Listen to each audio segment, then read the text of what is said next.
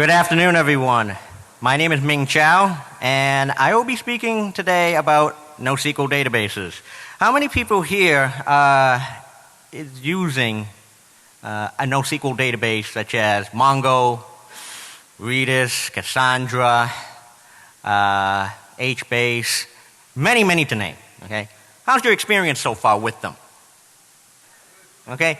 Yeah, so far, so good. They're fast, they're transactional, they're very easy to use. You don't need SQL to use them, and if you want to insert data, search for stuff, it's all based on the computer science principle of key value pairs, okay? So if you've never seen a Mongo database or a NoSQL database, typically how you want to find data is, I'm connected to a financial news database on Mongo right now, but if you want to find something, it's going to be something like the database, the name of the collection, then the find routine, and typically it would take in JSON. So the key is going to be screen name. Let's say for the screen name is going to be CBS News. Okay, so what I'm going to do here, just a very simple example, is to show how you find all financial news that's from CBS News on Twitter. And so what happens is, those are all your results. Okay, so really nice and easy. But that's only just one way, one of many ways to search for stuff in a NoSQL database such as Mongo. What about security of NoSQL databases? That's another story. That's all over the place. Right now we have a mixture of heterogeneous and homogeneous security issues. Okay? And that's what I'm here to talk about. Okay?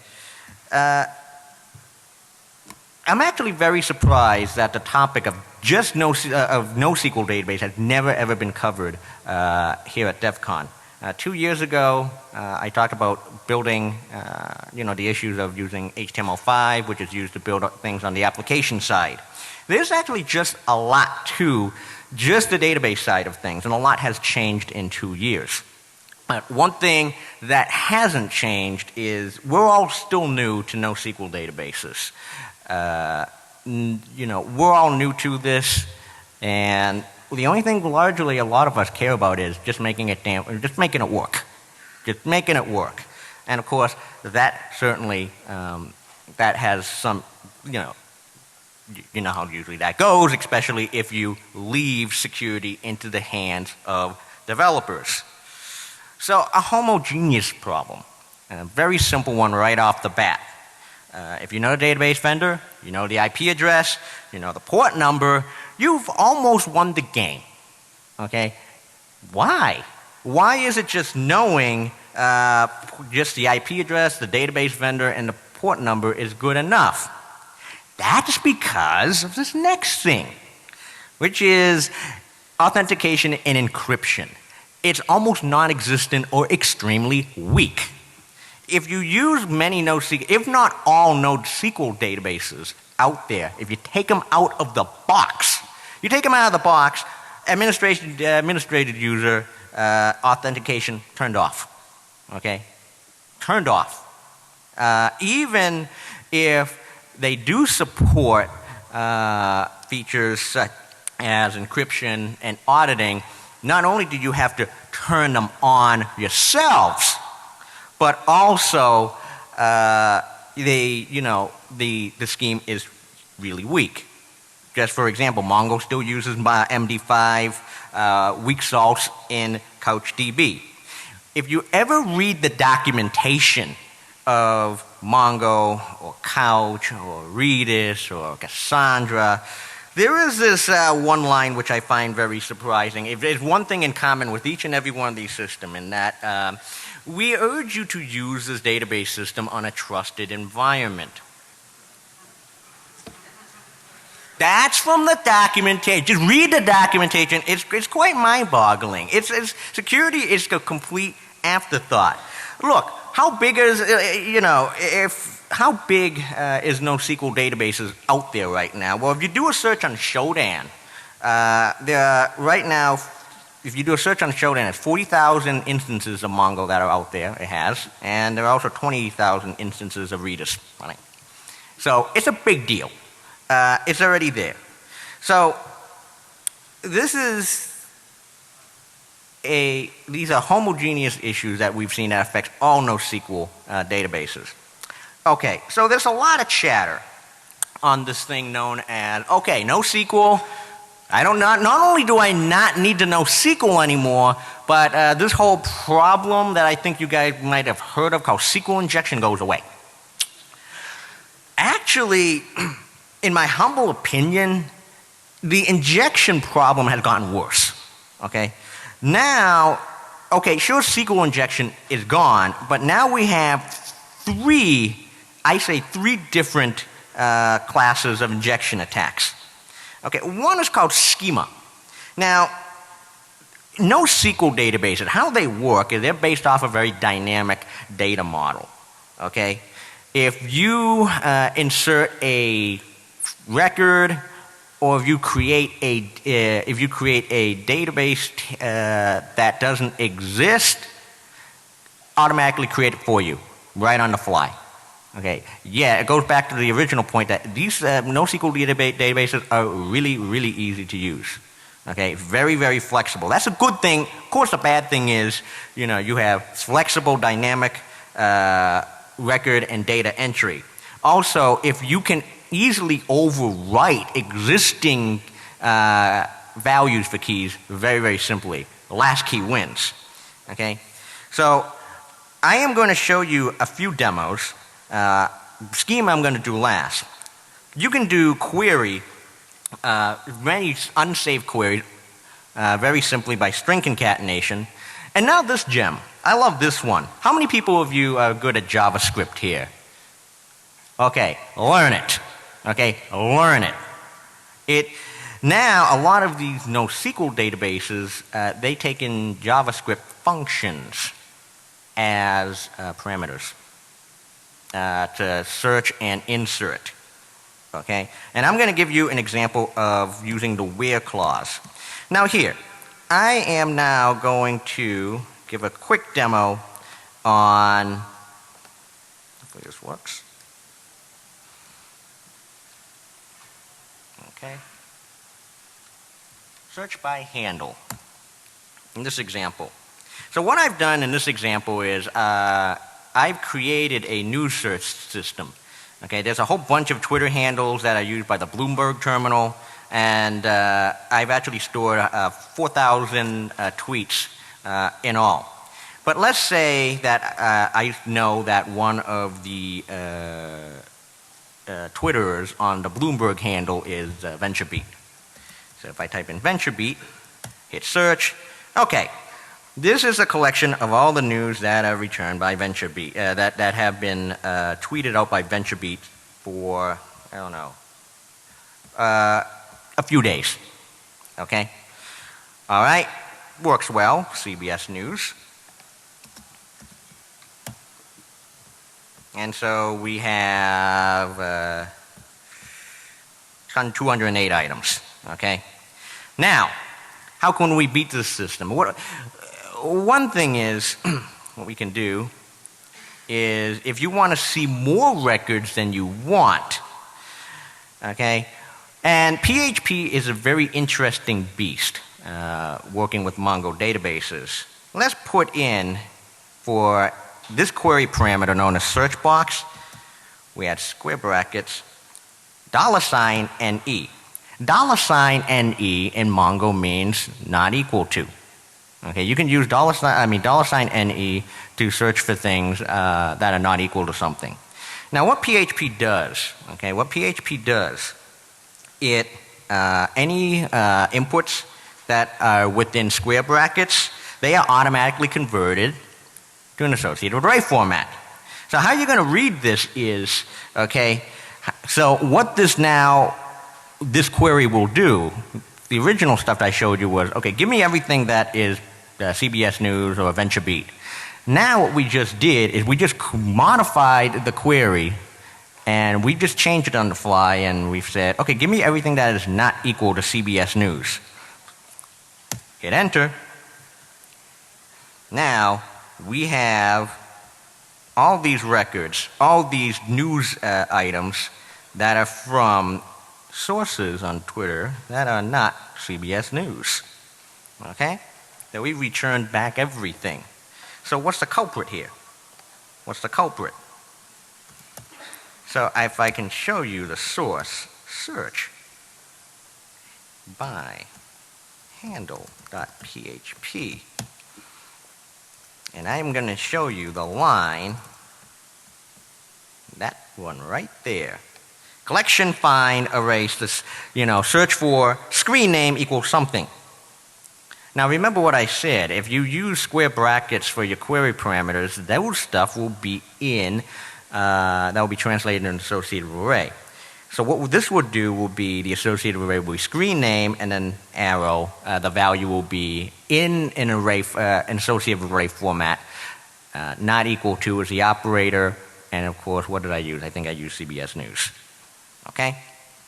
So, now I'm going to show you an example of JavaScript injection. Okay? Search hackme.php.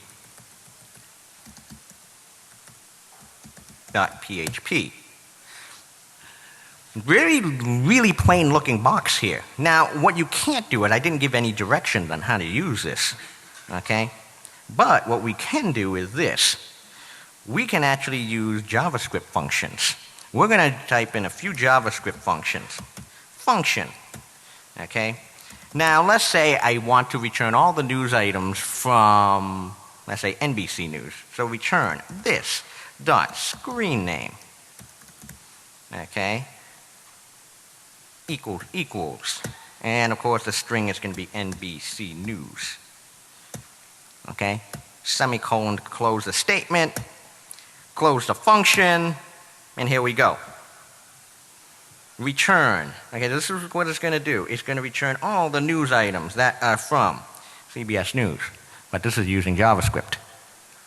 Let's do one more. Let's do one more which is pretty nice, which is going to be function. Okay, let's see if we get everything. Can we also do other manglings using JavaScript as well too? Sure, why not? How about this one? This. Okay, return this. Dot text. Dot. We can do a regular expression matching. Okay? What we're going to search for is Apple. What this is going to do, it's going to search for all the news, all 4,000 plus records, anything that has the word Apple in them. Okay? Let's do some even more crazier thing. We can also do this. Function while one print more. Actually, I'm going to put this in. Now, what this is going to do? Oh, did I close? No, I'm missing one more. All right. It's going. But I'm going to stop this. You don't need this anymore. But what I can show you is this. If I SSH into the box, okay? Probably going to get a password error. Oh, I didn't. Okay? cd var log.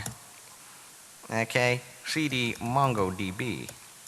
Take a look at what I just did and mangled the logs. Okay? And more mongodb.log.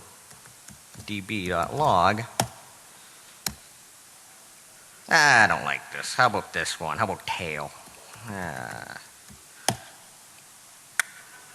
That was from, this is one by result of using, what you can do with, if your query is based on, if your injection is a JavaScript function.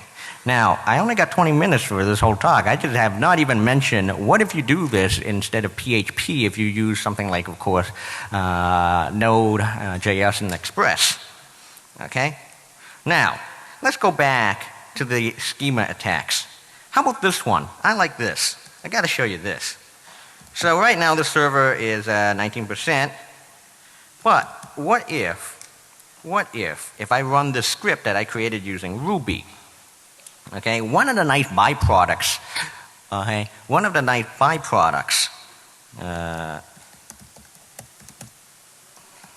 of all of this, of schema attack, of this whole dynamic model, okay, what it's going to do is I'm going to open up a word list file, okay, and it's going to create a brand new database for each and every word in this file. One nice byproduct is you can exhaust the system resources on the server, take up 100% of the space. Okay? So, if you take a look, now, not yet. Okay, we'll let this thing run. Let this thing run. Okay? All right, heterogeneous problems. Now, how many NoSQL databases there are? This many. Okay, too many to name. Now, the big problem is different database systems, different NoSQL database systems. You're also dealing with different sets of terminology. For example, Mongo, the whole idea of a table is a collection, and the whole idea of a record is a document. It's completely different in Cassandra. Redis is just key value pairs. Okay, and how about the results? I know different systems, like for example, CouchDB, they support different sets of outputs as well too. Outputs that you can use JSON and even binary JSON. So what does that have to do with anything security? We have this problem, this infers this problem known as complexity. Okay? Now, in order to really understand the problem with NoSQL, you got to read each and every documentation individually, because different systems, different features, different inputs, different outputs. Look, even MongoDB, some vendor-specific items. MongoDB is actually bound to all the interfaces when you take it out of the box.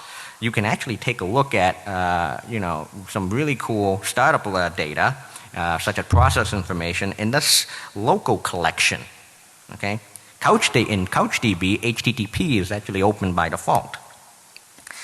All right, so how do you actually protect yourself from so what does this all mean? I mean, how do you secure NoSQL databases? I hate to use this term known as defense in depth because it's really overused, but the problem is it relies on the full perimeter.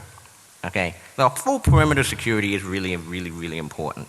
Okay, configuration. If you want to make NoSQL databases work right, configuration is very important. You just can't take it out of the box and expect it to use it right away.